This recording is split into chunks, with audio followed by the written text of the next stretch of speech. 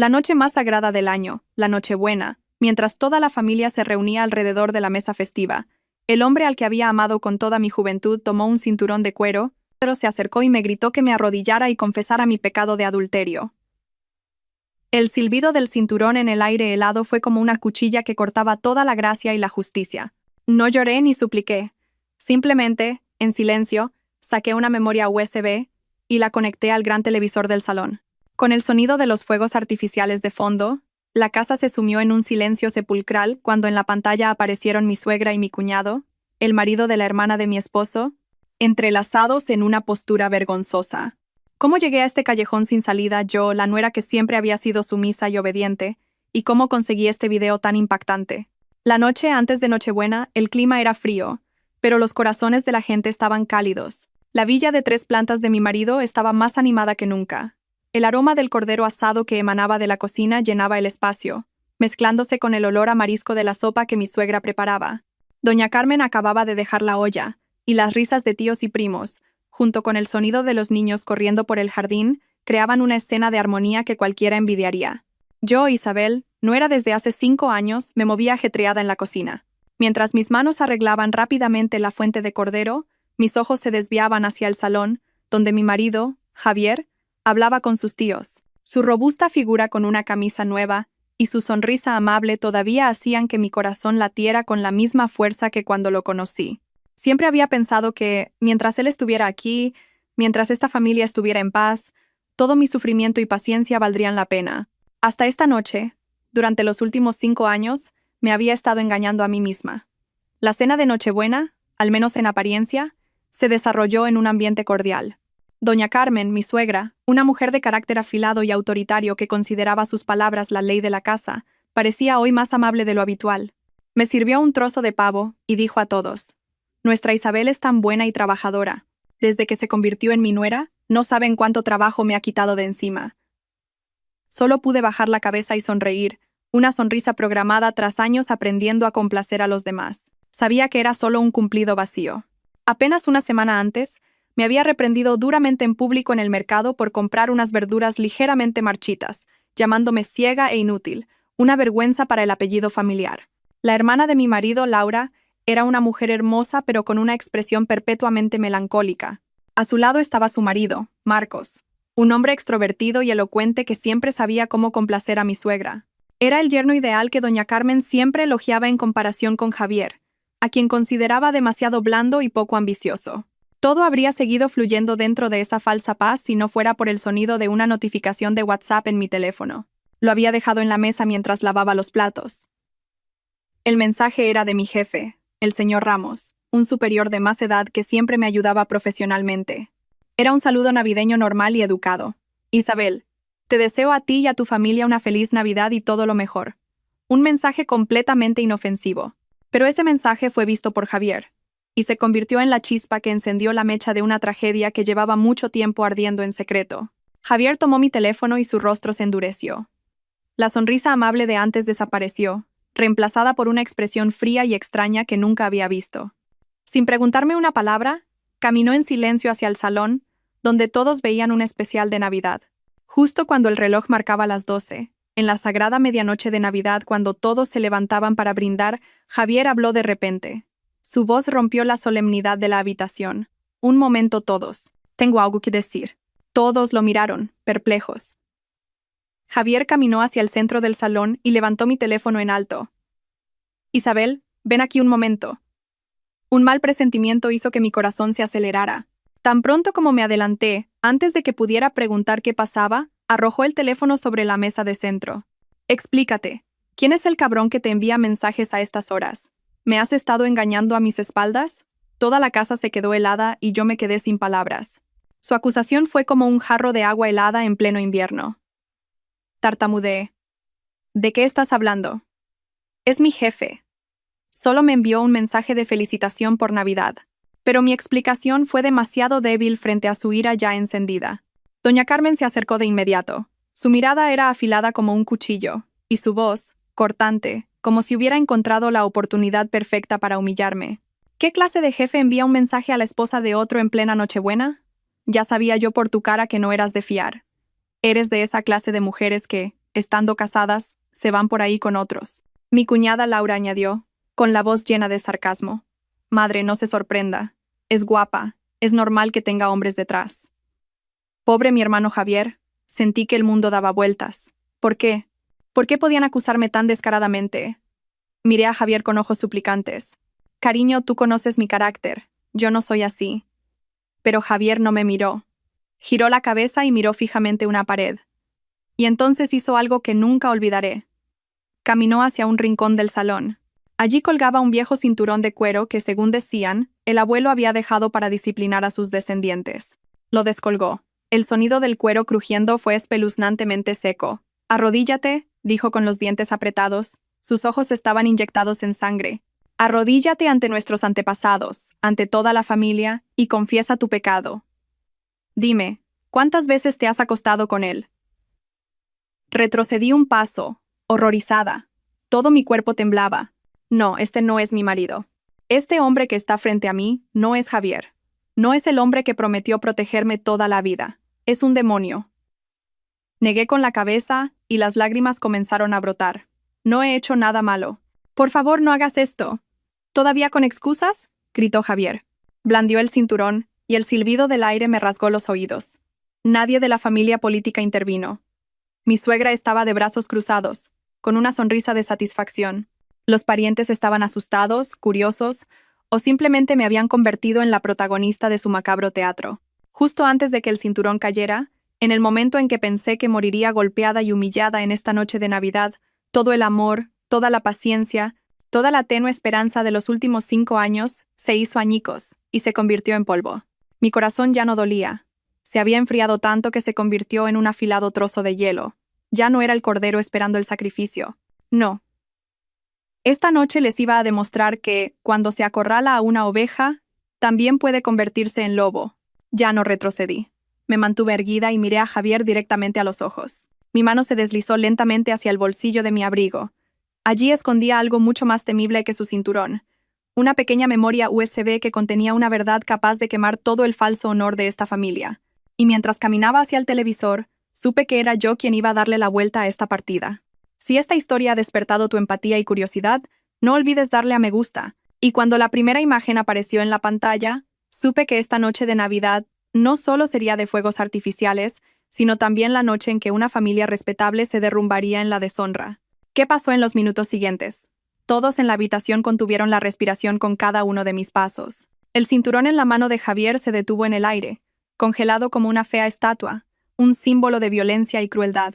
Todas las miradas, antes llenas de sorpresa, desprecio y un morboso placer, se centraron ahora en mí, una pequeña figura que nadaba a contracorriente de una inundación que amenazaba con tragarme. Quizás pensaron que me había vuelto loca. Una mujer acusada de adulterio por su marido en Nochebuena, rodeada por toda la familia, en lugar de arrodillarse, llorar y suplicar, caminaba con calma hacia el televisor. Doña Carmen torció ligeramente los labios. Una sonrisa de desdén se dibujó claramente en su rostro bien maquillado. ¿Qué nuevo truco vas a hacer ahora? ¿Para quién es este teatro? ¿O vas a poner un video de una canción triste para pedir compasión? Su voz burlona rompió el tenso silencio y resonó en la habitación. Mi cuñado Marcos, siempre fingiendo ser el yerno modélico, también soltó un suspiro hipócrita. Cuñada, si has hecho algo malo, simplemente admítelo. Lo más importante para una mujer es proteger el honor de la familia política. Si haces esto más grande, solo te perjudicarás a ti misma.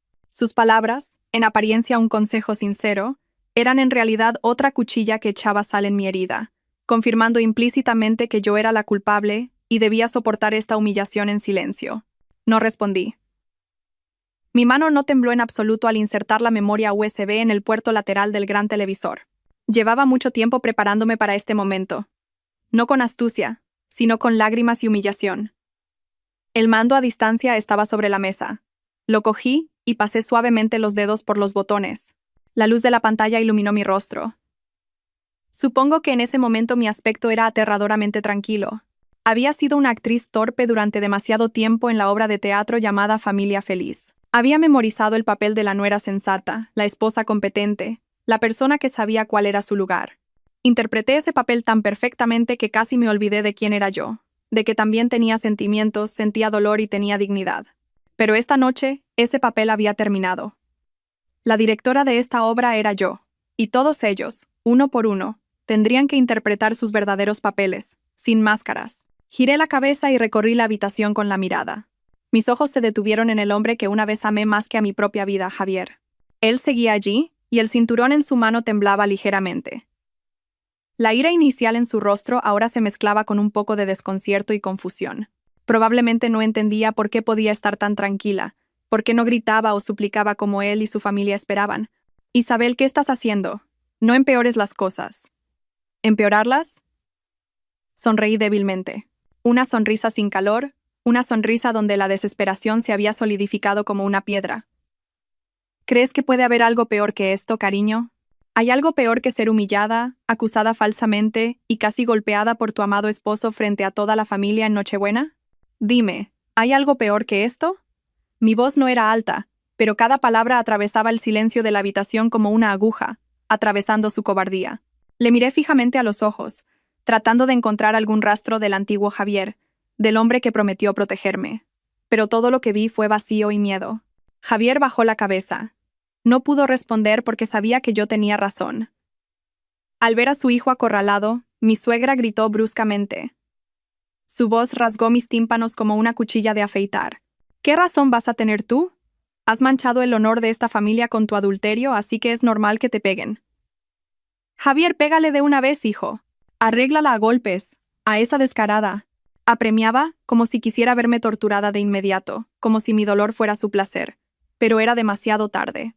Sus palabras ahora solo servían para hacer más dramática la obra que estaba a punto de proyectar.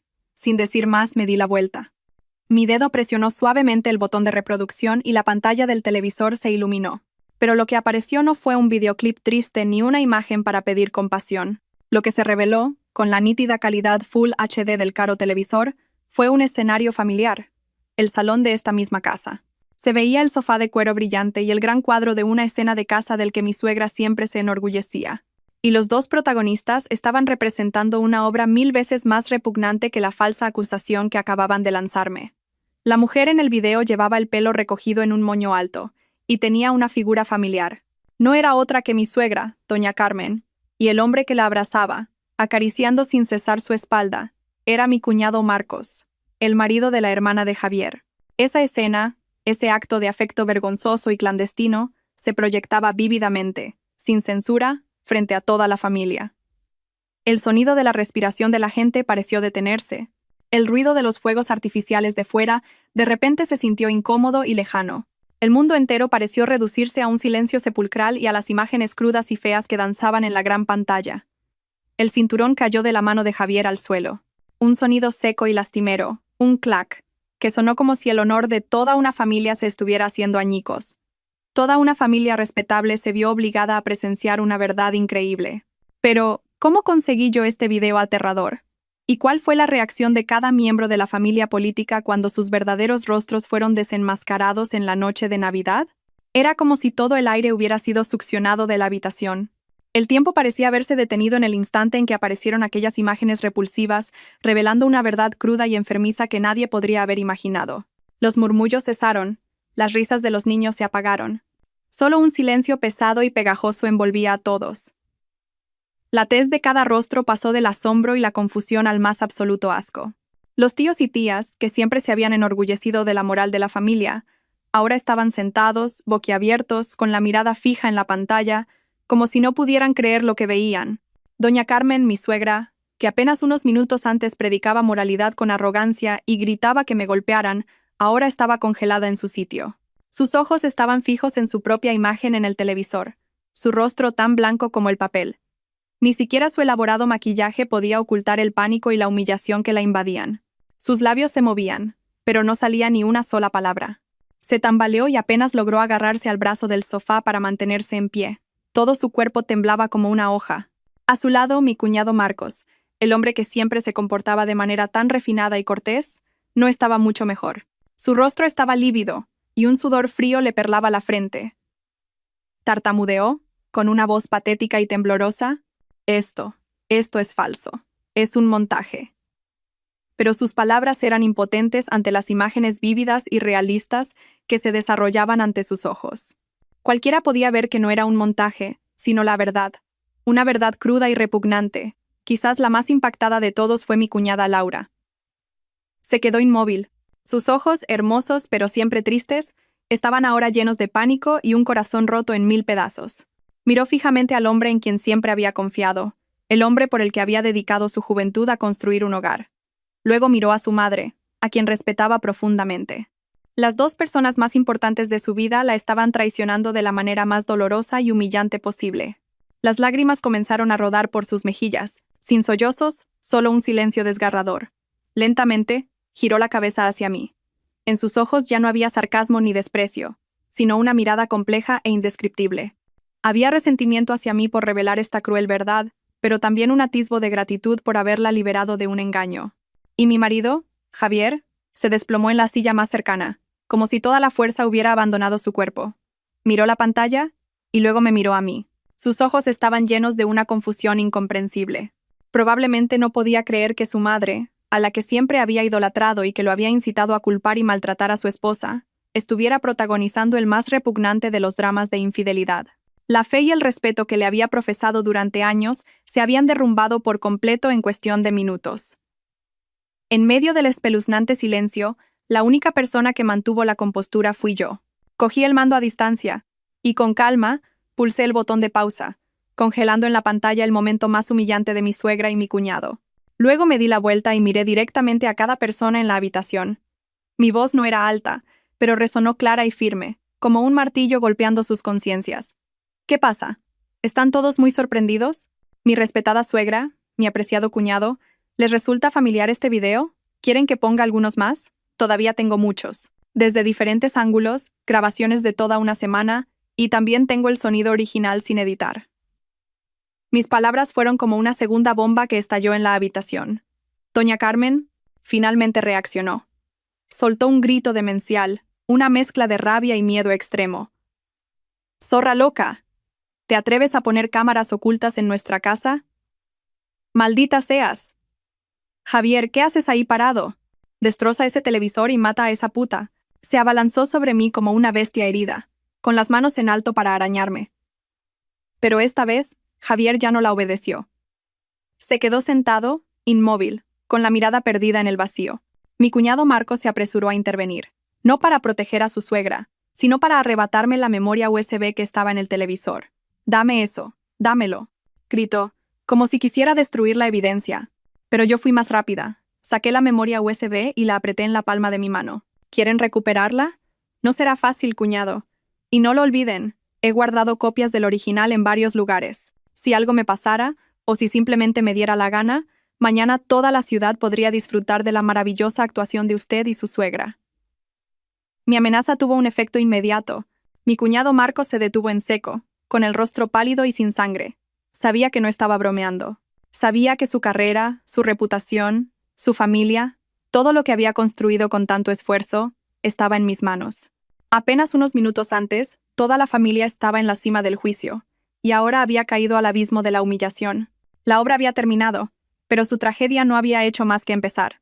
Pero, ¿cómo una nuera como yo pudo obtener un video tan trascendental? No fue una coincidencia. Fue el resultado de 5 años de dolor y sospechas que ardieron en secreto durante mi vida de casada. La pregunta más grande en la mente de todos en este momento. La pregunta que podía leer en sus ojos horrorizados era, ¿por qué? ¿Por qué yo? ¿Cómo podía la nuera aparentemente inofensiva, la que siempre inclinaba la cabeza en silencio, tener en sus manos un secreto tan terrible? Probablemente pensaban que era una persona astuta que había estado cavando una trampa y planeando su venganza durante mucho tiempo, esperando el día para atacar. Pero estaban equivocados. Yo no era la cazadora. Solo era la presa que, después de ser perseguida demasiado tiempo, aprendió a defenderse. No fue una verdad que yo busqué. Fue una verdad a la que ellos mismos me obligaron a enfrentarme. Todo comenzó hace aproximadamente un año, con pequeñas señales, piezas dispersas de un rompecabezas, que al principio eran tan inimaginables y contrarias a la moral, que ni siquiera yo podía conectar. Comencé a notar algo extraño en la relación entre mi suegra y mi cuñado Marcos. Al principio, pensé que era solo un afecto especial de mi suegra por un yerno competente, ingenioso y que siempre la complacía. Doña Carmen siempre elogiaba a Marcos. Su elocuencia, su forma de manejarse en la vida, incluso la forma en que elegía la fruta que regalaba.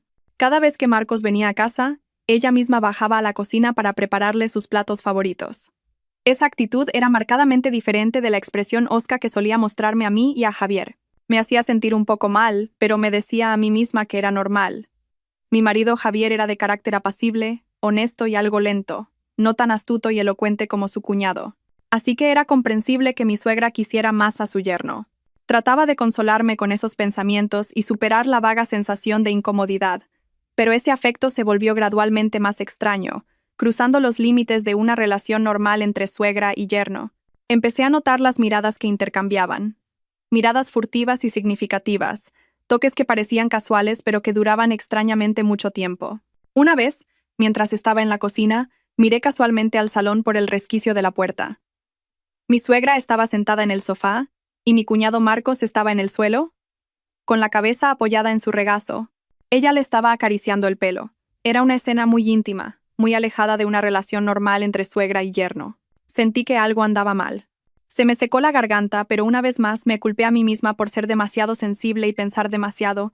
Quizás en algunas familias se expresaba el afecto de una manera tan cercana. Luché por encontrar razones para defenderlos y tranquilizarme. Mis sospechas se confirmaron de verdad cuando mi cuñada Laura se fue de viaje de negocios a Barcelona por una semana. Durante esa semana, mi cuñado Marcos vino a cenar a nuestra casa casi todos los días. La excusa era que se sentía solo en casa y le gustaba comer con su suegra. Mi suegra no podía ocultar su alegría. Cocinaba banquetes y lo cuidaba con más esmero que a su propio hijo. Todas las noches hablaban en el salón hasta muy tarde. Sus carcajadas llegaban hasta mi dormitorio. Una noche, bajé a la cocina a por agua porque tenía sed. Era medianoche, y me quedé helada al ver que la puerta de la habitación de mi suegra estaba ligeramente entreabierta. Y dentro, vislumbré las sombras de 2 personas. En ese momento, sentí que mi corazón se detenía. Regresé corriendo a mi habitación, con la mente llena de horror y repugnancia. ¿Debería decírselo a Javier? Pero sabía que Javier nunca me creería. Pensaría que estaba inventando historias por celos para hacerle daño a su madre. Diría de nuevo que pensaba demasiado, que era demasiado sensible. El clímax de mis sospechas llegó el día del cumpleaños de mi suegra. Javier y yo le preparamos un costoso pañuelo de seda como regalo, pero cuando se lo dimos, lo aceptó con indiferencia. Nos dio las gracias de forma protocolaria y lo dejó a un lado. Cuando fue el turno de mi cuñado Marcos, él le regaló una pulsera de jade. Doña Carmen estaba tan feliz que lo abrazó, se puso la pulsera en la muñeca y la estuvo acariciando toda la noche. Esa noche, después de que todos los invitados se fueran, pasé casualmente por la habitación de mi suegra. La puerta no estaba completamente cerrada. La oí hablar por teléfono con alguien. Su voz era increíblemente coqueta y dulce. Gracias por el regalo. Me encanta. Ojalá estuvieras aquí esta noche. Me quedé paralizada. Esa voz era claramente la de alguien que hablaba con un hombre. Pero, ¿quién era ese hombre? No podía ser. Un pensamiento terrible me cruzó la mente, y se me puso la piel de gallina. Desde ese momento, supe que no podía seguir en silencio.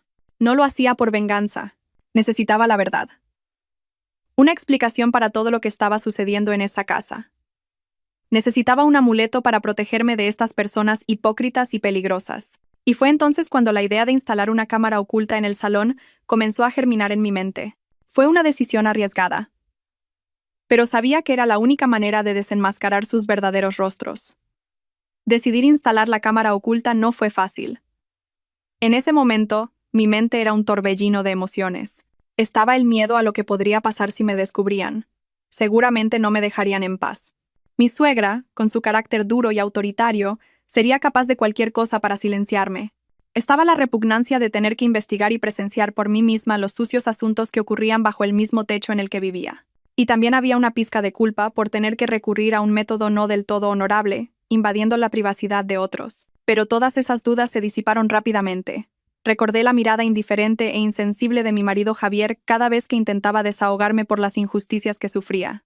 Cada vez que mi suegra me insultaba sin motivo, él guardaba silencio o, peor aún, me aconsejaba que aguantara para mantener la paz en la casa. Recordé la imagen de mi suegra lanzándome insultos, tratándome como a una sirvienta sin sueldo, y la imagen de mi cuñado, con su sonrisa hipócrita y sus palabras astutas que siempre escondían un cálculo. Todo eso eliminó cualquier vacilación en mí. Sabía que si no me salvaba a mí misma, nadie lo haría. En esta partida, No tenía más aliados que yo misma.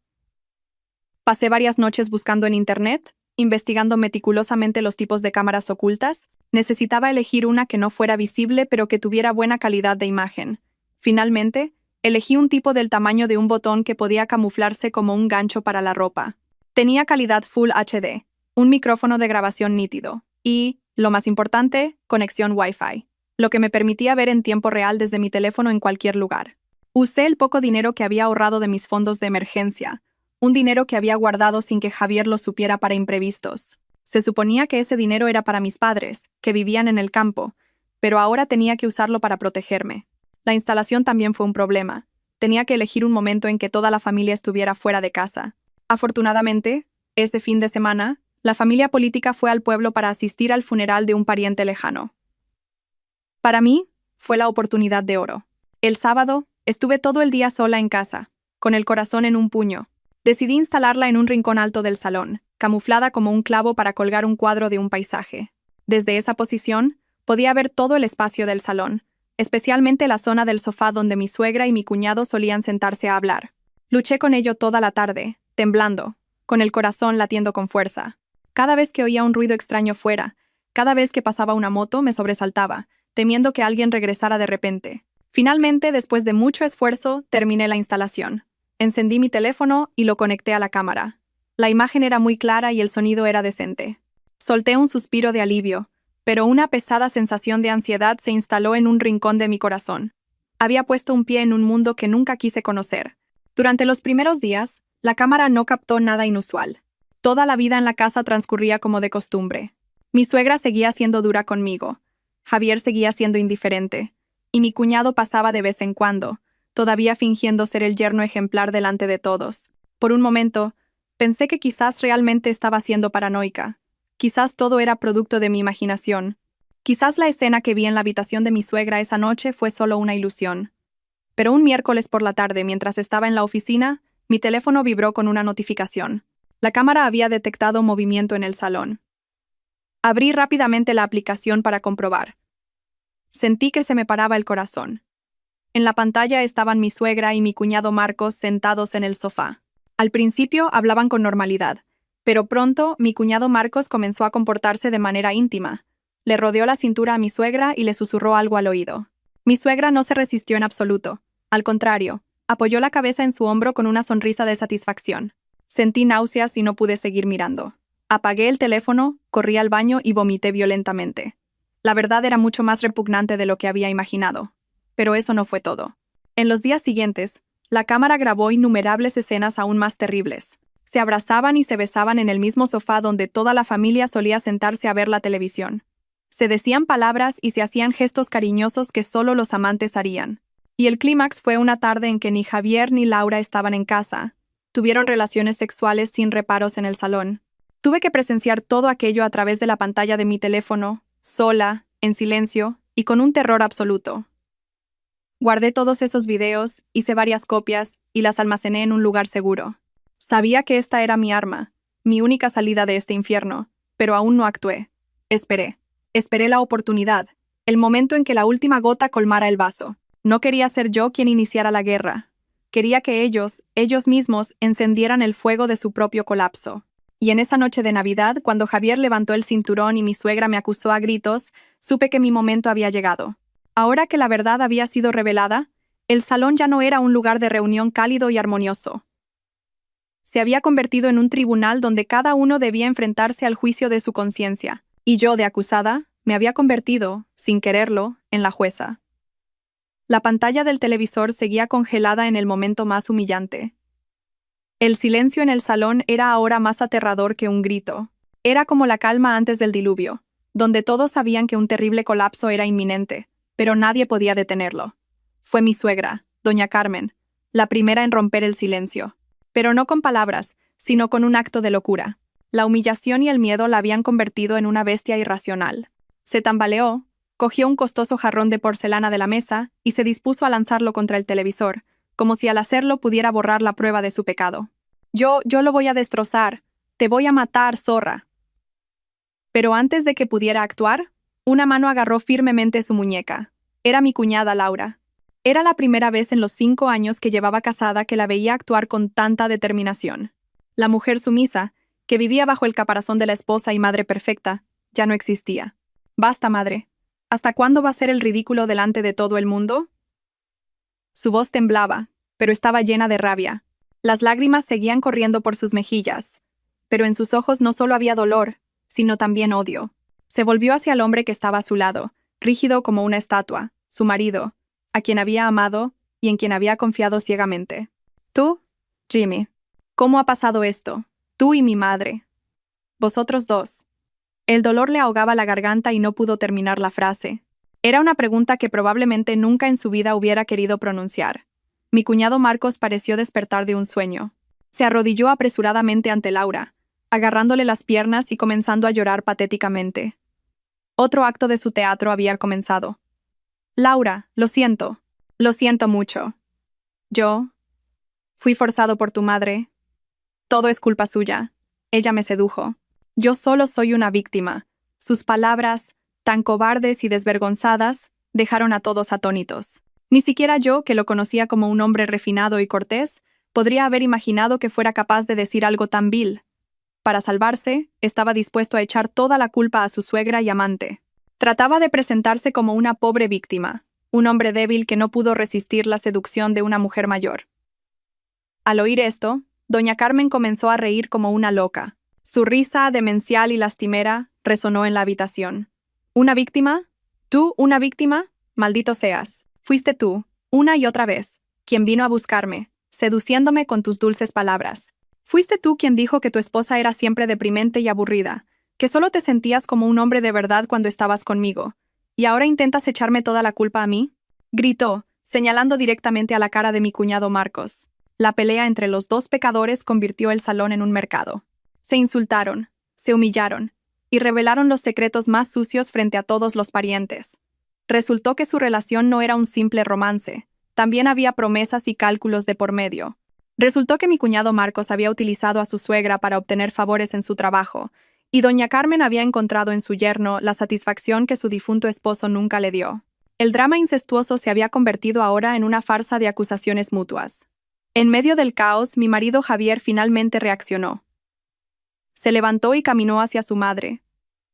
Pero no dijo nada, simplemente la miró, con una mirada extraña y vacía. La mirada de un hijo que había perdido por completo la fe en la madre que una vez idolatró. Luego se volvió hacia mí. Su mirada era compleja, una mezcla de vergüenza, arrepentimiento y algo que parecía una súplica. Abrió la boca. Su voz era ronca. «Isabel, yo». Pero no le dejé terminar.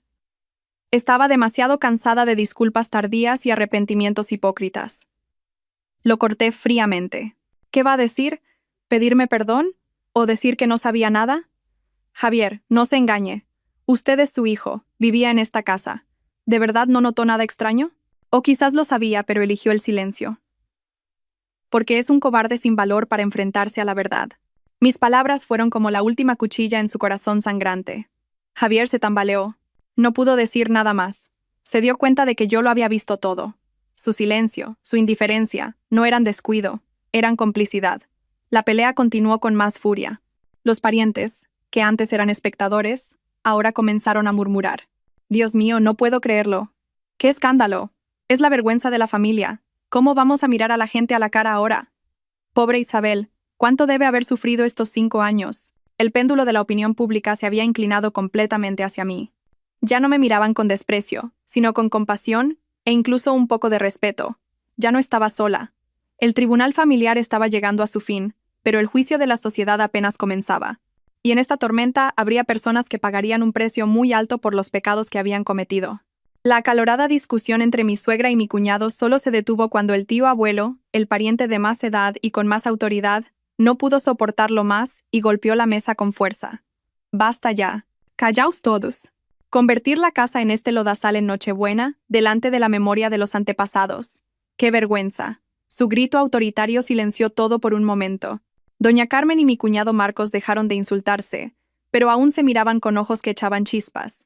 El odio por el que los había traicionado era ahora mayor que la humillación. La habitación volvió a sumirse en un silencio asfixiante, solo roto por la respiración agitada y los sollozos de Laura.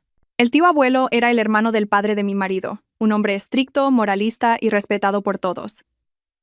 Siempre había sido él quien mediaba en los asuntos familiares grandes y pequeños. El tío abuelo se volvió hacia mí. En su mirada ya no había escrutinio, sino una mezcla de disculpa y un poco de culpa. Isabel, hija, no tengo palabras para esto. En nombre de la familia te pido perdón. Has sufrido demasiadas injusticias. Asentí levemente sin decir nada. Esa disculpa, aunque tardía, me dio un pequeño consuelo. Demostraba que en esta familia todavía había alguien que sabía distinguir el bien del mal, que no era solo yo quien había visto su corrupción e hipocresía. El tío abuelo se volvió de nuevo hacia Javier, con voz severa. ¿Y tú, Javier?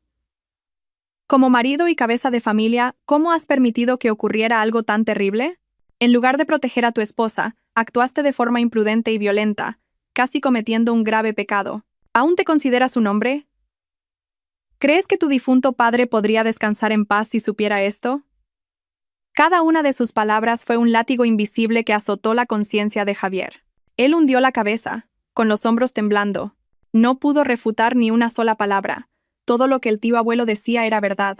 Era un marido fracasado, un mal hijo y un cobarde. Tras un momento de silencio, el tío abuelo, en un último intento por arreglar la situación, tomó una decisión. Bueno, llegados a este punto, no podemos ocultarlo más. Resolvámoslo discretamente en casa para no convertirnos en el hazmerreír de la gente. El asunto de Carmen y Marcos será castigado como es debido por la familia más adelante. Y en cuanto a vuestro matrimonio, Javier, debes disculparte formalmente con Isabel y tratarla bien de ahora en adelante. No debes permitir que vuelva a sufrir ninguna injusticia. Las palabras del tío abuelo fueron como una sentencia final, un esfuerzo por salvar el honor que le quedaba a la familia. Todos pensaron que era una solución razonable. Esperaban que yo aceptara esa disculpa, continuara con este matrimonio y que todo se enterrara en silencio, como tantas otras injusticias que suelen sufrir las nueras. Pero se equivocaron de nuevo, y mucho. Había guardado silencio durante 5 años. Había aguantado hasta el límite. Si me había levantado esta noche, no era para recibir una disculpa ni para continuar con un matrimonio ya podrido. Era para recuperar mi propia libertad y dignidad. Respiré hondo y miré directamente al tío abuelo. Mi voz era tranquila pero firme. Tío, le agradezco sus amables palabras. Pero no puedo aceptar esta solución. Un nuevo murmullo de asombro llenó la habitación. Nadie podía creer que me atreviera a contradecir la decisión de un mayor. Esto ya no es un problema familiar. Ha superado los límites del matrimonio. Ha superado los límites de la moralidad humana. No puedo seguir viviendo en un ambiente de mentiras, engaños y perversión. Yo quiero el divorcio. La palabra divorcio salió de mi boca, dicha a la ligera, pero con el poder destructivo de una bomba. Javier levantó la cabeza de golpe, con los ojos llenos de incredulidad. Isabel, ¿qué estás diciendo? No, por favor. He sido un idiota. Lo arreglaré. ¿No puedes darme otra oportunidad? Corrió hacia mí, intentando cogerme la mano, pero retrocedí un paso. ¿Oportunidad? ¿Cuántas oportunidades te he dado en estos 5 años?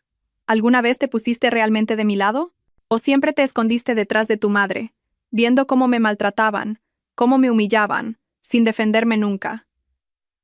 Javier, mi amor por ti ya está muerto. Murió en el preciso instante en que levantaste ese cinturón para pegarme. Mi amor no era algo que se pudiera desechar y recoger de nuevo. Había sido pisoteado por él y su familia hasta que no quedó nada. Me volví hacia todos en la habitación, hacia esos rostros atónitos y conmocionados, y dije, y que lo sepan todos, este video no lo voy a borrar. Se lo enviaré a mi abogado. Si en el futuro alguien de esta familia se atreve a interferir en mi vida, no dudaré en hacer público este video para que todo el mundo lo vea. Mi declaración, firme e inquebrantable, puso fin oficial a todo. Ya no era un peón en sus manos. Era yo quien controlaba el tablero. Había elegido mi propio camino, un camino libre de sus sombras. Pero, ¿me dejarían ir tan fácilmente? ¿Y terminaría sin problemas mi lucha por recuperar la libertad? Mi declaración de divorcio y la amenaza de hacer público el video pusieron a la familia en un aprieto. No podían obligarme a quedarme. Sabían que ya no era la oveja mansa de antes. El fuego dentro de mí ya se había encendido y quemaría a cualquiera que intentara apagarlo. Pero tampoco podían dejarme ir fácilmente, porque si ese terrible secreto salía a la luz, destruiría por completo el honor familiar que valoraban más que sus propias vidas. Esa noche de Navidad terminó en un ambiente pesado y sombrío, sin rastro de espíritu festivo. Los parientes se marcharon apresuradamente, murmurando, lanzándome miradas que mezclaban compasión y curiosidad. Me había convertido en el centro de una tragedia familiar, y esta historia seguramente estaría en boca de todos durante mucho tiempo. Hice las maletas esa misma noche. No tenía mucho, solo algo de ropa y objetos personales. Había vivido 5 años en esa casa, pero sentía que muy pocas cosas me pertenecían de verdad. Todo en la casa, desde los muebles hasta los pequeños adornos, había sido comprado por mi suegra, y ella siempre se encargaba de recordármelo para reafirmar su poder. Cuando salía por la puerta arrastrando la maleta, Javier me bloqueó el paso. Ya no tenía el aspecto agresivo y violento de antes, sino uno patético y desolado. Sus ojos estaban rojos e hinchados. Isabel, no te vayas. Sé que no tengo derecho a detenerte, pero al menos dame un poco de tiempo. ¿No podemos hablar de nuevo? Lo miré con ojos vacíos de emoción. Mi corazón estaba completamente helado. No hay nada más que hablar, Javier. Todo está muy claro. Apártate. Pero Javier no se movió. Se arrodilló, se aferró a mis piernas y lloró como un niño. Por favor, Isabel, no puedo vivir sin ti. Eres mi todo. Si te vas, ¿qué será de mí? Sentí una mezcla de incredulidad y un ligero asco. ¿Su todo? Si yo era su todo, ¿por qué nunca me protegió? Si yo era su todo, ¿por qué quiso golpearme con un cinturón por un simple mensaje de felicitación? Si yo era su todo, ¿por qué me dejó enfrentar sola la crueldad de su madre durante 5 años? Aparté sus manos y dije con frialdad, no es que no puedas vivir sin mí, es que simplemente tienes miedo. Miedo de que la verdad salga a la luz, de perder la cara, de tener que enfrentar las consecuencias de lo que ha hecho tu familia. Tú no me amas, Javier, solo te amas a ti mismo. Dicho esto, lo aparté con firmeza y salí de esa casa arrastrando mi maleta, sin mirar atrás ni una sola vez. Sus súplicas llorosas me siguieron, pero no pudieron conmover mi corazón, que ya se había convertido en piedra. Cogí un taxi y me quedé temporalmente en casa de una buena amiga. No quería ir directamente a casa de mis padres para no preocuparlos. Necesitaba tiempo para calmarme y aclarar mis ideas. A la mañana siguiente contacté con un bufete de abogados. Les expliqué toda mi historia y presenté el video como prueba. La abogada, una mujer de mediana edad con mucha experiencia, me dijo después de ver el video que este era uno de los casos más raros y complejos que había llevado. Me prometió que tramitaría mi divorcio rápidamente y garantizaría mis derechos al máximo. Mientras tanto, en la casa de mis suegros se libraba otra guerra. Según me contó una amiga vecina, después de mi partida, mi suegra y mi cuñado continuaron culpándose mutuamente. Mi cuñada Laura, después de llorar toda la noche hasta quedarse sin lágrimas, decidió separarse. Hizo las maletas, se llevó a su hijo pequeño y se mudó a casa de una amiga, no queriendo vivir bajo el mismo techo que un marido infiel y una madre depravada. Mi cuñado Marcos, abandonado por su esposa y repudiado por su familia política, se convirtió en un desastre. Vivía borracho todos los días, sin ganas de trabajar.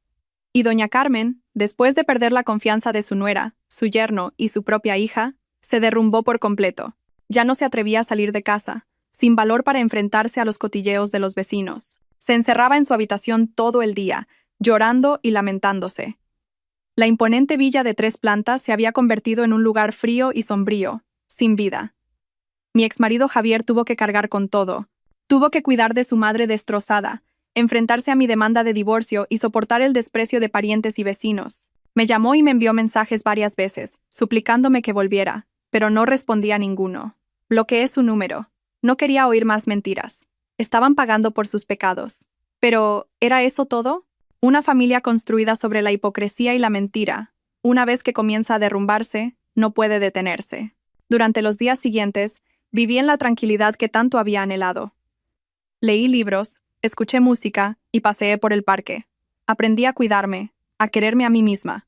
Me di cuenta de que durante los últimos 5 años había vivido demasiado para los demás, sacrificándome en nombre de la familia, que en realidad no era más que una jaula dorada que me aprisionaba con prejuicios y reglas absurdas. Ahora, fuera de esa jaula, sentía lo que era la verdadera libertad, lo que era respirar el aire puro de la vida. Mi divorcio se resolvió con bastante facilidad. Con pruebas irrefutables, especialmente el video, mi antigua familia política no se atrevió a crear problemas. Tenían miedo de que cumpliera mi amenaza y lo hiciera todo público.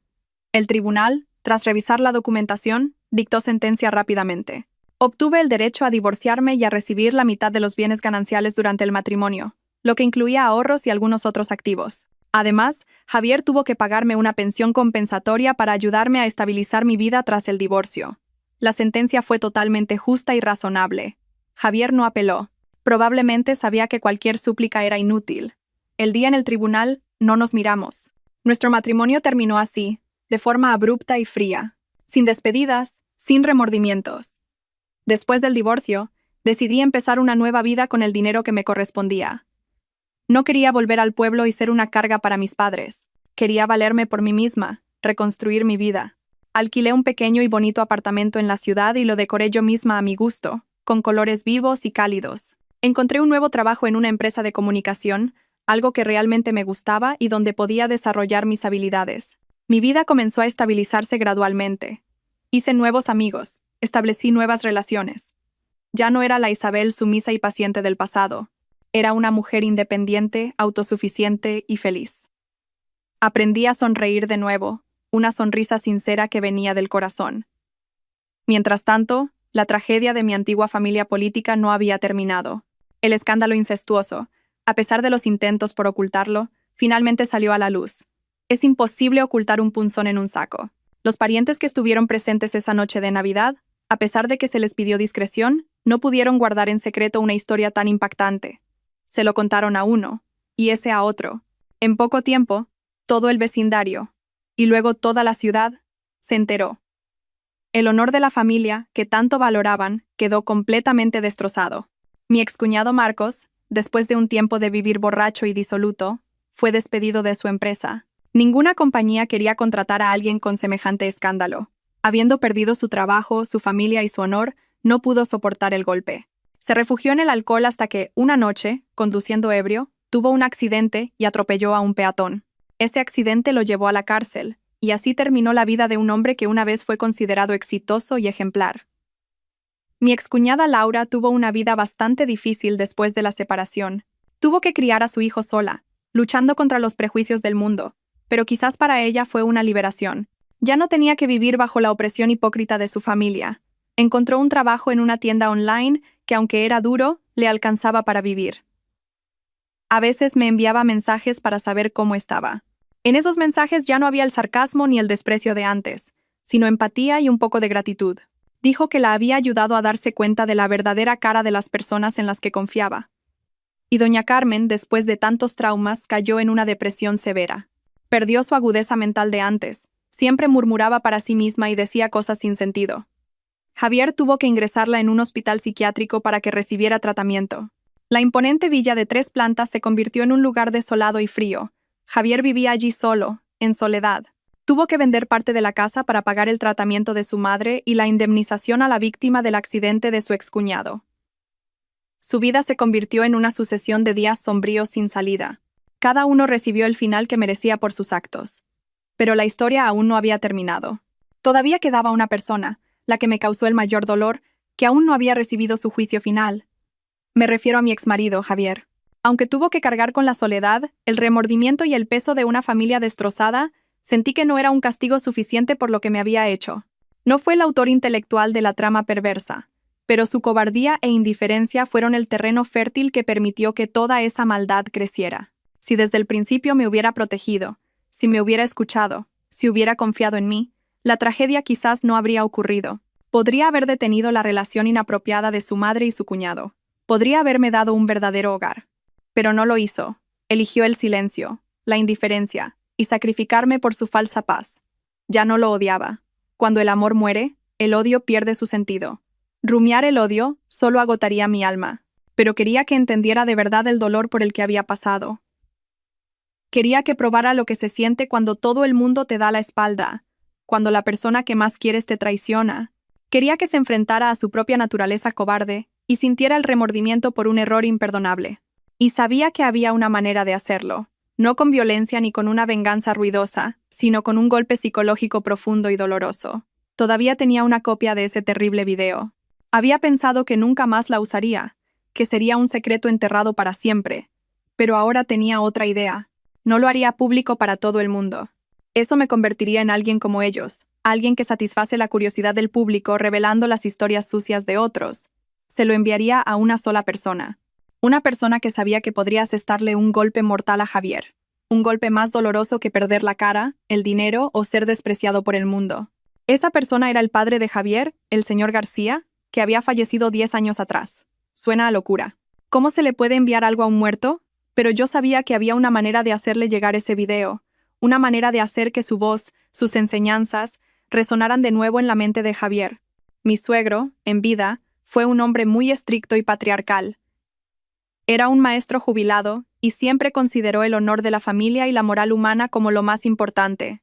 Le enseñó mucho a Javier sobre los deberes de un marido, sobre la responsabilidad de un hombre. Y yo sabía que tenía un amigo íntimo, un amigo con el que compartía todos sus secretos. Era el señor Pérez, un vecino de mi antigua familia política, también maestro, que se había mudado a otro lugar después de la muerte de mi suegro. Eran almas gemelas que tomaban té juntos, jugaban al ajedrez y discutían sobre los asuntos del mundo. Me costó bastante tiempo contactar con el señor Pérez. Finalmente, a través de un antiguo conocido, conseguí su número de teléfono. Lo llamé y me presenté como la exnuera del señor García. Le conté toda la historia, sin ocultar ningún detalle. Al principio el señor Pérez no me creyó. No podía creer que algo tan terrible pudiera haber sucedido en la familia de su amigo, a quien respetaba profundamente. Todavía recordaba vívidamente la imagen de doña Carmen como una esposa y nuera sensata, y de Javier como un hijo bueno y dócil. Pero cuando le envié el video para que lo viera, se quedó sin palabras. Sus ojos se enrojecieron y sus manos temblaron. Dijo: si mi amigo estuviera vivo, seguramente no habría soportado este golpe. Seguramente habría roto relaciones tanto con su esposa como con su hijo. Lo habría considerado la mayor deshonra de su vida. Le pedí un favor al señor Pérez. Le pedí que le enviara este video a Javier. Pero no por correo electrónico o mensaje de texto. Quería que se lo mostrara en persona el día del aniversario de la muerte de mi suegro. Quería que Javier, en el día en que honraba la memoria de su padre fallecido, se enfrentara a la verdad más humillante de su familia. Quería que sintiera remordimiento ante el altar de su padre por lo que había hecho y por lo que había permitido que sucediera.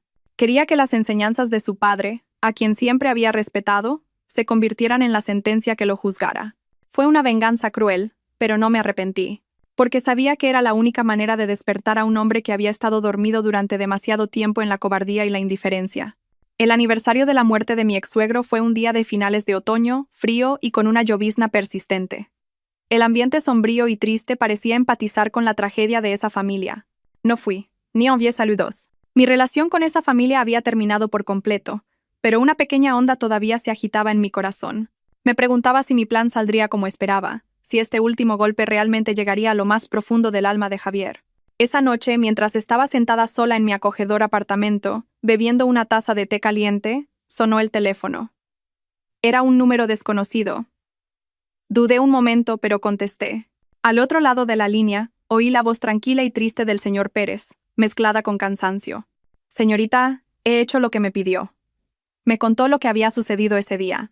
Javier había preparado un modesto altar en la casa vacía y fría.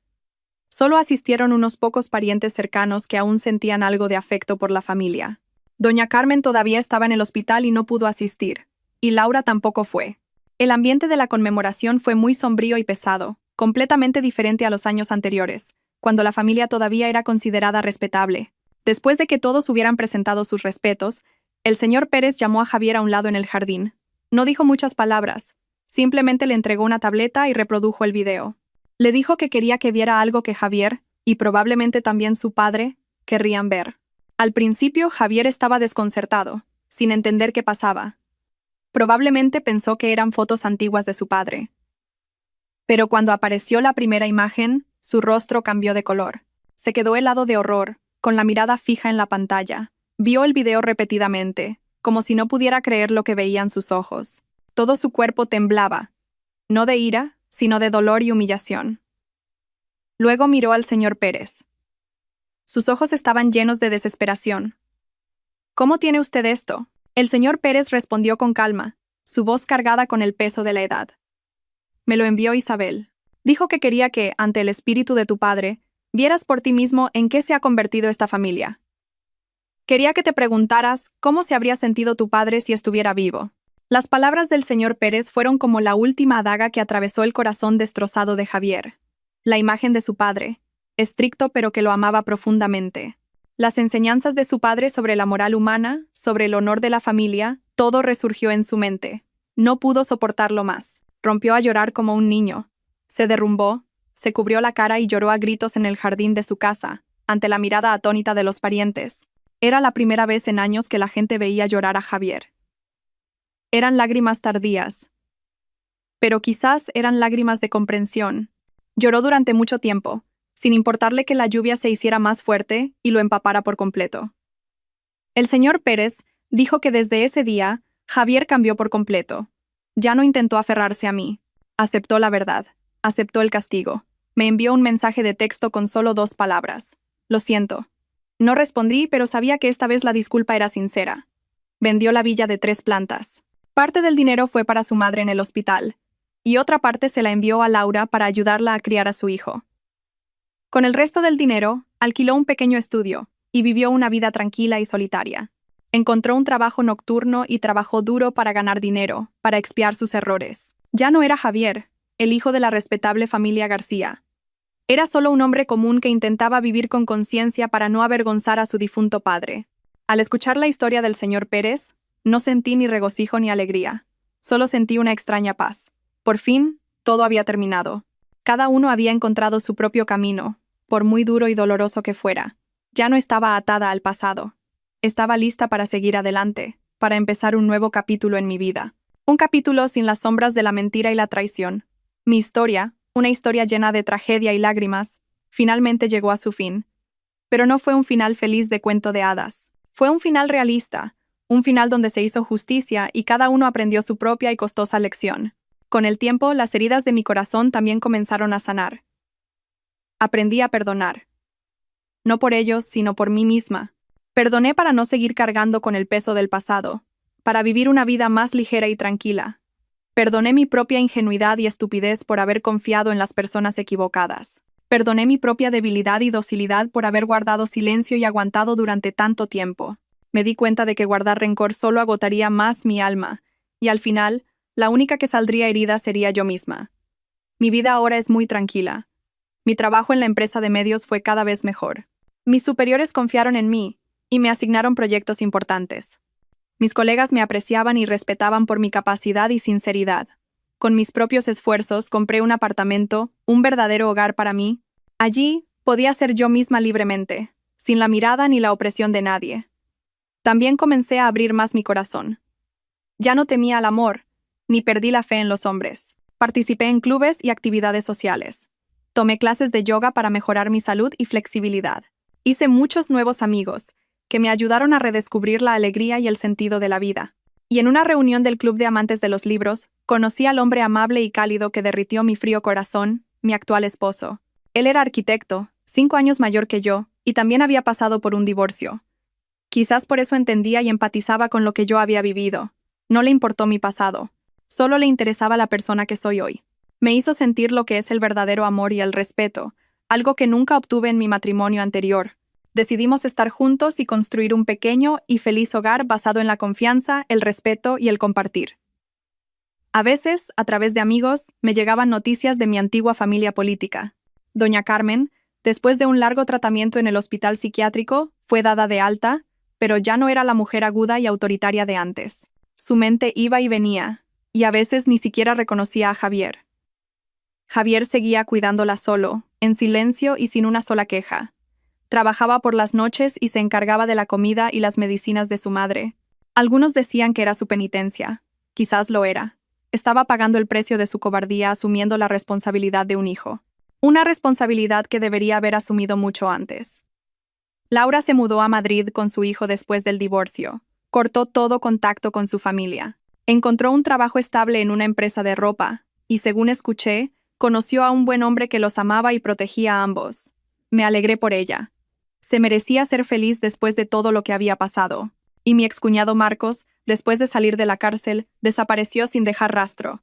Nadie sabe a dónde fue, ni qué hace. Probablemente ya no tenía cara para enfrentarse al mundo. Un hombre que una vez lo tuvo todo, carrera, familia, honor, finalmente lo perdió todo por no poder vencer sus bajos deseos. Una tarde de fin de semana, mientras mi esposo y yo comprábamos en un supermercado cosas para nuestro nuevo hogar, me encontré inesperadamente con Javier. Trabajaba como repartidor para una tienda de comestibles, cargando diligentemente cajas de productos en una vieja moto. Llevaba un uniforme gastado, y su rostro estaba demacrado y delgado. Parecía 10 años mayor. Al cruzarnos, nuestras miradas se encontraron por casualidad. Por un instante, vi en sus ojos vergüenza, bochorno y arrepentimiento. Le saludé con un ligero asentimiento de cabeza. Un saludo ligero, sin odio ni rencor. Y luego, me alejé, sonriendo y del brazo de mi esposo. El pasado había quedado atrás. Ahora ante mí, había un futuro brillante, una felicidad por la que había tenido que luchar mucho para conseguir, y sabía que la valoraría y la protegería con todas mis fuerzas. El encuentro casual en el supermercado fue como mi último adiós al pasado. No despertó en mí ninguna emoción negativa como la ira o el desprecio. Al contrario, sentí una sensación de ligereza. Vi el cambio en Javier y el precio que estaba pagando. Ya no era el hombre violento y patriarcal del pasado, sino una persona común que luchaba con la vida, cargando sobre sus hombros el peso de sus errores. Y vi la paz en mi propia alma. Ya no era su víctima, era una vencedora, no porque me hubiera vengado de ellos, sino porque lo había superado todo, y había encontrado mi propia felicidad. No permití que ese oscuro pasado arruinara mi futuro. Mi boda con mi actual esposo fue sencilla pero cálida, con solo la familia y los amigos más cercanos. Mis padres, después de conocer toda mi historia, ya no se opusieron a mi segundo matrimonio.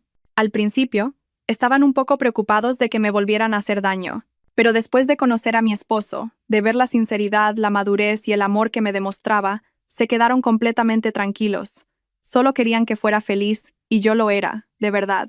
Mi esposo es una persona maravillosa. Me ama, me cuida, siempre me escucha y me entiende. Nunca juzgó mi pasado. Al contrario, valoraba lo que había vivido. Decía que esas experiencias me habían convertido en la persona fuerte y resiliente que soy hoy. Me ayudó a borrar los traumas del pasado y a volver a creer en el amor y en el matrimonio. Tuvimos una hija preciosa y adorable, a la que llamamos Ana. Es la alegría de toda la familia, la fuente de nuestra vida. Cada vez que la veo sonreír, siento que este mundo es realmente hermoso. Tenía todo lo que una mujer podría desear. Un buen marido, una hija buena, un trabajo estable y una vida tranquila. Aprendí a valorar las cosas sencillas, los pequeños momentos de felicidad en la vida. Una cálida cena familiar, un paseo por el parque por la tarde con mi esposo y mi hija, el abrazo de mi hija antes de dormir. Todas estas cosas son regalos preciosos que la vida me ha dado. A veces, en las noches profundas, cuando miro hacia atrás, todavía siento un escalofrío. Tuve que pasar por mucho dolor y muchas lágrimas. Hubo momentos en los que me desesperé, en los que pensé que nunca saldría de ese infierno, pero no me arrepiento, porque fueron precisamente esas pruebas las que me hicieron más madura y fuerte. Me enseñaron lecciones valiosas sobre la vida. No permitas que nadie pisotee tu dignidad y tu autoestima. Levántate siempre para protegerte y lucha por la felicidad que mereces. También me enseñó que el silencio no siempre es oro. A veces, el silencio es precisamente la complicidad con el mal. Mi historia puede ser una historia triste, pero también es una historia de esperanza. Demuestra que después de la tormenta, siempre llega la calma. No importa las dificultades y pruebas que enfrentes, nunca pierdas la esperanza.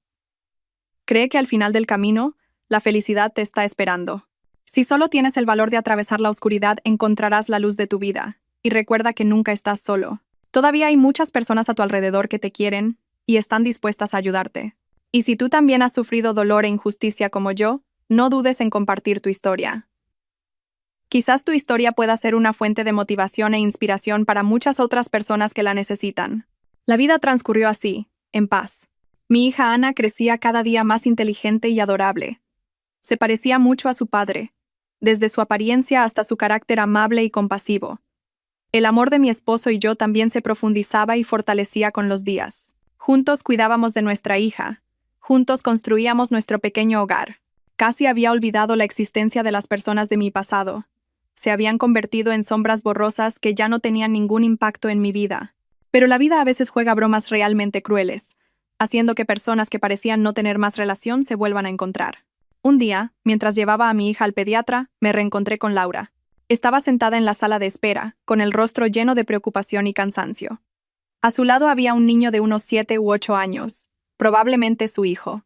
El niño parecía cansado y pálido, y apoyaba la cabeza en el hombro de su madre. Iba a pasar de largo. No quería remover el pasado. Aunque ya no la odiaba, tampoco quería más enredos. Pero entonces, Laura me vio. Un destello de sorpresa cruzó sus ojos, y luego se levantó apresuradamente y caminó hacia mí. «Isabel, ¿eres tú?» Su voz era un poco vacilante, insegura. Probablemente había cambiado mucho desde la imagen de la cuñada delgada y sumisa de antes. Asentí levemente. Hola, Laura. Me miró a mí y luego a mi hija en mis brazos. En su mirada había un poco de envidia, pero más que eso, había admiración. Pareces muy feliz. Sonreí de forma ligera y serena. Gracias, Laura. ¿Tu hijo está enfermo? No tiene buen aspecto. Ella suspiró. En ese suspiro se contenían todas las penurias. Lleva varios días con fiebre y no le baja. Estoy preocupada. Es muy difícil venir sola al hospital con él. Nos sentamos y hablamos un rato, como viejas amigas que se reencuentran después de mucho tiempo. Me contó que su vida en Madrid era muy dura, que tenía que trabajar sola para criar a su hijo. El hombre que había conocido más tarde también la había abandonado al poco tiempo, dejándola sola con la carga. Dijo que se arrepentía mucho de lo que había pasado. Se arrepentía de no haber visto antes la verdadera cara de su marido y su madre. Se arrepentía de haberse unido a ellos para atormentarme. Me pidió perdón sinceramente. Lo siento, Isabel. Como mujer debería haberte entendido y apoyado. En aquel entonces, fui demasiado estúpida y egoísta. Ya no la odiaba. Lo entendí. Ella también era solo una víctima en esa trágica obra, una víctima del engaño y de su propia debilidad. La consolé y la animé, e incluso le di algo de dinero para ayudar con las medicinas del niño. Al principio se negó, pero ante mi sinceridad, finalmente lo aceptó. Antes de despedirnos, me cogió la mano con los ojos enrojecidos. Dijo algo que nunca olvidaré. Gracias, Isabel. Gracias por demostrar que las mujeres, aunque caigamos, podemos volver a levantarnos. Viviré con fuerza, por mi hijo y por mí misma. Ese encuentro me hizo reflexionar mucho. Me di cuenta de que el perdón no solo ayuda a los demás, sino también a mí misma. Cuando perdonamos, nos liberamos de las cadenas del pasado. Nos damos la oportunidad de vivir una nueva vida, una vida ya no atormentada por el odio. Perdonar no es olvidar, es aceptar y seguir adelante. No cambia el pasado, pero abre un futuro más brillante. Y realmente lo había logrado. Lo había perdonado todo. Había dejado que el pasado descansara en paz, porque sabía que la verdadera felicidad no es vengarse de quienes te han hecho daño, sino encontrar la paz en tu propia alma. Mi historia termina aquí. Un viaje largo, lleno de altibajos, lágrimas y lecciones dolorosas. De una nuera sumisa y paciente, una persona que vivía como una sombra en su propia casa, tuve que convertirme en una mujer fuerte y decidida que luchaba por su dignidad y felicidad. Perdí la familia y el matrimonio en los que una vez puse toda mi juventud. Pero me recuperé a mí misma, descubrí valores y una fuerza interior que nunca supe que tenía. Tuve que probar la traición más dolorosa de las personas que una vez consideré más queridas. Pero aprendí a amar y valorar a las personas que realmente lo merecen. La vida me quitó mucho, pero me dio cosas mucho más valiosas. Si vuelvo a contar esta historia, no es para incitar al odio ni para alardear de una victoria. No quiero que la gente se regodee en la caída de una familia. Vuelvo a contarla porque sé que ahí fuera todavía hay muchas mujeres viviendo en situaciones similares a la mía. Soportan no solo la violencia física, sino también la violencia mental, los insultos y la injusticia. Viven cada día en matrimonios sin amor ni respeto, pero no se atreven a alzar la voz, no se atreven a resistir. Porque tienen miedo, se sienten solas, están atadas por los prejuicios sociales y la idea de por los niños, por la familia. Piensan que no hay salida. Quiero decirles, nunca están solas, nunca son débiles. La fuerza reside latente en cada una de nosotras. Si se atreven a levantarse, si se atreven a alzar la voz, seguramente encontrarán un camino de liberación para ustedes mismas. No le den a nadie el derecho de pisotear su dignidad. No se sacrifiquen por cosas que no valen la pena. Porque ustedes, todas las mujeres, merecen ser amadas, respetadas y vivir una vida feliz. La felicidad no está lejos, está en su elección. Crean que después de la lluvia, siempre sale el sol, y que después de las tormentas de la vida, seguramente llegará un día despejado. Crean en ello y avancen con valentía. La felicidad las está esperando. No teman al cambio, no teman a la soledad, porque a veces, la soledad es precisamente la oportunidad de reencontrarse con ustedes mismas, de darse cuenta de su verdadero valor. Gracias por escuchar mi historia. Si esta historia ha llegado a sus corazones, si les ha dado un poco de coraje y fe, no duden en dejar un comentario y compartir, porque su empatía es precisamente la mayor fuerza que nos une a las mujeres para superar juntas todas las dificultades y pruebas de la vida. Y no lo olviden, ámense y valórense siempre, porque son únicas y merecen lo mejor. Y así, la historia de Isabel llega a su fin. Una historia que abarca todo el espectro de emociones, desde la injusticia y el dolor hasta la catarsis y finalmente la serenidad. Al escuchar su viaje, cada uno de nosotros seguramente reflexionará. Algunos se indignarán por la hipocresía y la maldad de la familia política. Otros sentirán una satisfacción catártica por el castigo que recibieron. Pero quizás lo que más profundamente queda en nuestros corazones no es el odio, sino la fuerza extraordinaria de una mujer acorralada y una profunda lección sobre el valor de la autoestima, el respeto y los límites en las relaciones. Esta historia no es simplemente un drama familiar sensacionalista. Es un espejo que refleja los rincones oscuros de la sociedad, donde los prejuicios sobre el papel de la mujer, especialmente de la nuera, todavía pesan mucho. La protagonista, Isabel, al principio, como muchas otras mujeres, eligió el camino de la paciencia y la resignación para mantener la llamada paz familiar. Se sacrificó a sí misma, sacrificó sus emociones, solo para obtener tranquilidad. Pero la vida le enseñó una amarga lección. La paciencia ciega no trae la paz, solo alimenta el egoísmo y la maldad de los demás. Su silencio no fue visto como una virtud, sino como una debilidad. Su sacrificio no fue respetado, sino dado por sentado. Y quizás la mayor lección que podemos extraer del viaje de Isabel es que la bondad y la tolerancia deben darse a las personas adecuadas, en el lugar adecuado. Ser bueno con los demás es valioso, pero se convierte en una tragedia si nuestra bondad es explotada, si permitimos que otros pisoteen nuestra dignidad, sin ninguna resistencia. La autoestima no es egoísmo, es el fundamento básico para que un ser humano se mantenga firme en la vida. Cuando perdemos la autoestima, también perdemos el respeto de los demás. Otro punto muy digno de reflexión es el papel del marido. Javier. No fue él quien fue infiel, ni quien hirió directamente a Isabel. Pero su cobardía, su indiferencia y su silencio fueron el cuchillo más afilado que causó la herida más profunda en el corazón de su esposa. Esta historia es una llamada de atención para los hombres que son maridos e hijos. Ser el pilar de la familia no solo significa ganar dinero, sino ser la persona que protege y defiende a su mujer de la injusticia, incluso si esa injusticia proviene de la familia más querida. Un hombre verdaderamente fuerte no es el que levanta el puño, sino el que tiene la voz de la justicia, el que sabe ponerse en el lugar de su esposa, entender y compartir. El silencio ante la injusticia es a veces más aterrador que la propia injusticia. Finalmente, la forma en que Isabel concluye la historia también nos da una lección sobre el perdón y el seguir adelante. Podría haber destruido por completo a su antigua familia política, podría haberse regodeado en su sufrimiento, pero no lo hizo. Simplemente recuperó lo que le pertenecía, exigió justicia para sí misma y luego eligió marcharse. Entendió que guardar rencor solo haría más pesada su propia alma. La verdadera felicidad no proviene de la venganza, sino de encontrar la paz en el alma.